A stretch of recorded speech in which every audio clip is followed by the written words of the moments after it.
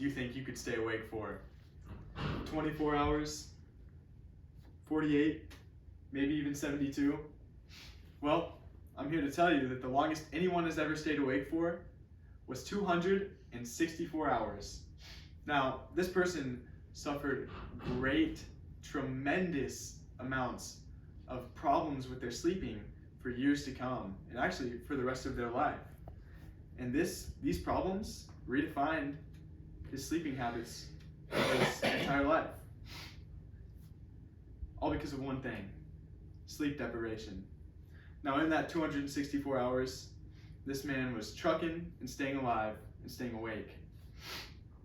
But he will now deal with it for years and many more decades. Now, being the professional sleeper that I am, sometimes I miss out on a few hours. And I'm here to tell you that sleep deprivation can be very real. It can affect your mood, and it can make you extremely grumpy. Now, as for you, you would have wished you stayed in bed if you get sleep deprivation. Now, to avoid this catastrophe, I'm going to tell you why and how you need sleep. First, let me start with the consequences of sleep deprivation. Now, let me ask you, do you enjoy your current health? Do you enjoy how you feel when you wake up? Do you enjoy sleeping? Well, according to NCBI.com, 50 to 70 million Americans suffer from a chronic sleep disorder. Now, if you do enjoy your health, it's because you're not one of those 50 to 70 million. If you don't enjoy your health, I'm gonna let you know you probably got a bad sleeping disorder. Another reason you need sleep: the health consequences. Now,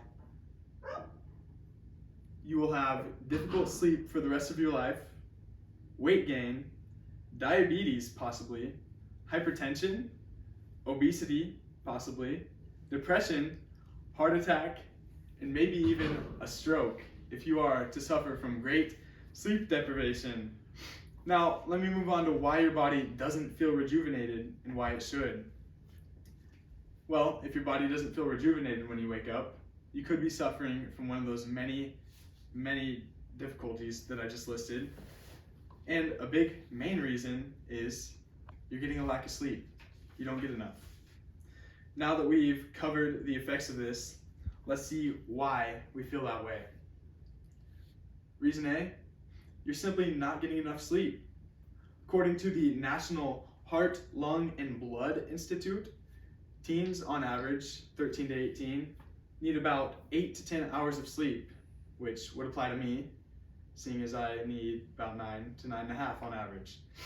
Now, adults, they can go with a little less, which would be about 7 to 9. See, now teens need this much sleep according to Hopkins Medicine because of a stage they're in called cognitive maturation, which is where the brain is maturing and is very developmental stage of their life. And if they do not get enough sleep, they will be feeling the effects for the rest of their life. Now, reason B that you feel bad when you wake up is you're drinking unhealthy. You're in a poor environment, so that could be a lighted room when you're sleeping or a noisy area when you're sleeping. Stress, which homework, work, relationships, all of the above. You're too busy, you overbook your schedule, which is something I can tend to deal with. Or even the pillow type you use. Now, there's a specific type of pillow for everybody. Some people like it fluffy, some people like it slim. Personally, I sleep with no pillow, which works great for me.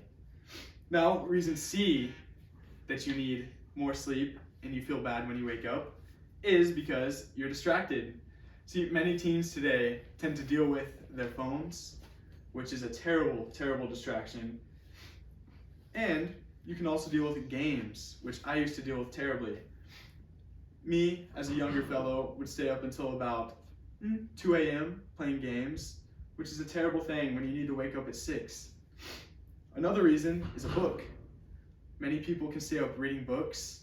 I know that older folks tend to do this, seeing this in the nursing home when I work. And there could also be many other reasons. Now that we've seen what causes sleep deprivation, let's solve it and see how to solve it.